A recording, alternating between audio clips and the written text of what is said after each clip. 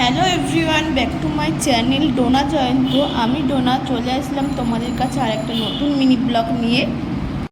চলো আজকে ভিডিওটা শুরু করি। সকালে ঘুম থেকে উঠে বাসি ঘরে সব কাজ সেরে চলে গেছিলাম রান্নার দিকে। প্রথমে ছোলাগুলোকে আমি সিটি মেরে নিয়েছিলাম। টিফিনে আমি করেছিলাম পরোটা আর চানা মশলা।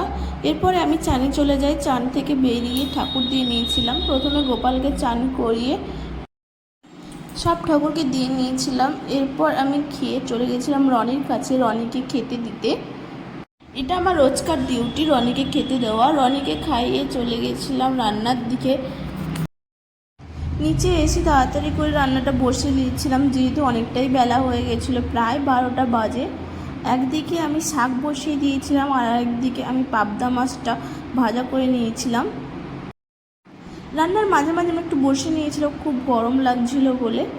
আমি রান্না করেছিলাম পাবদা মাছের ঝাল, শাক চচ্চড়ি, শুক্তো আর মূলো শাকের ভাজা। এরপর সন্ধ্যের দিকে রনির জন্য একটু দুধ গরম করে নিয়েছিলাম।